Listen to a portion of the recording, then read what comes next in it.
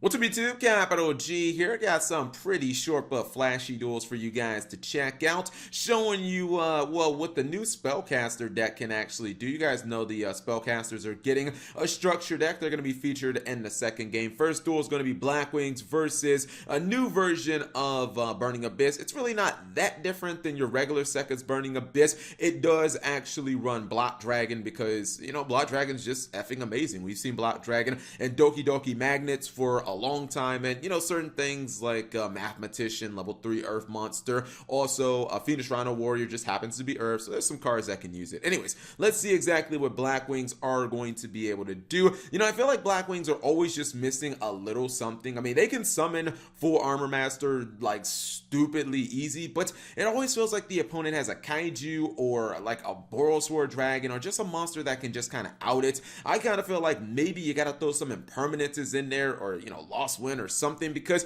if you can keep this card protected, and you know, things like Kaijus are out of your hand, you can't really control those because there's just nothing you can do. But if you can protect this card, I believe that it can just win you a duel legitimately, because it does have the Snatch Steal ability built into it as well. Let's see what the Burning Abyss deck is going to do. So it starts off with the copy of Mathematician.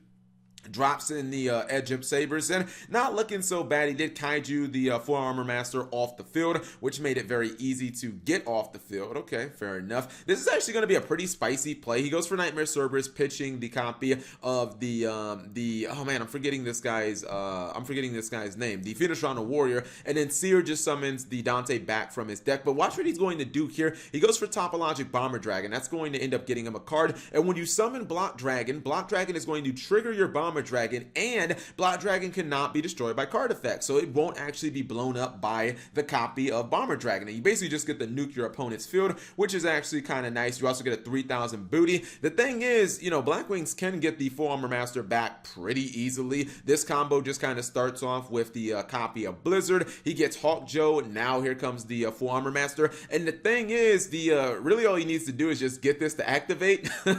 This guy will not be destroyed, and then he can simply just steal it. So I think that's what he's trying to do. Oh no, instead of getting anything to activate, what he did was he just put wedge counters by using Author the South Wind. So now he can take either one of these monsters. If I have my choice, I'm obviously going to take the Topologic Bomber Dragon, because it has that effect built into it where it can actually do a little bit of burn damage when it actually attacks. But he doesn't actually need it because he has a bunch of 3,000 Beastly Boys on the field, and that is a GG no re, able to pull off the quick OTK, make short work of his opponent. But this was what I was talking about in the original kind of opening monologue of the duel. It's the new Spellcaster support, right? And the thing about Mythical Beasts is, I mean, they had a really solid kind of like disruptive card in Jackal, but that's really all I felt like they kind of had going for them. They really couldn't pendulum summon if you just ran pure Mythical Beasts, because their effects only work when you have like one scale, plus they're all like weird middle scale. I think they're all like 4 or 5, which is just kind of odd to work with. However, if you do throw in a small pendulum engine, you can make these guys work really well, especially because you're getting a new Spellcaster that also has negation built right into it. Goes for the Electromite. Fair enough. He's going to go ahead and get himself that copy of Jackal. Jackal will probably be used to summon Cerberus right back. Actually, he's going to play Blue Boy as well, which means maybe Spellbook of I was going to say Judgment. Maybe Spellbook of Knowledge to get him some more draws. But don't worry, he's working there. I think what he's trying to do is load his extra deck up so that he can start pendulum summoning those monsters back. And if he can get this guy on field, the new Endymion, this guy does actually have Spell and Trap negation. This is essentially a kind of it's very similar to like FA Don Dragster, but it also has protection from targeting. You can see now after the pendulum summon, he's got like all the negation he could want. And you say that, or you see a lot of times pendulums will end with kind of like triple negation boards. This is a triple negation board because, you know, Naruto can stop spells and traps. Jackal has a bunch of counters on it as well. So, you know, Jackal can actually, does it have counters? If not, then if his opponent activates a spell, it can have a counter. But I believe it does have counters. I believe it's just not showing it. Jackal negates monster effects, and then the Endymion not only has targeting protection, but it can negate spells and traps as well. So I kind of feel like this will be what a lot of the Spellcaster players are kind of building their deck around, because you already have you already naturally have pendulums in the deck anyway. So yeah, it did have some counters on it. You did see it use the counter and use its effect to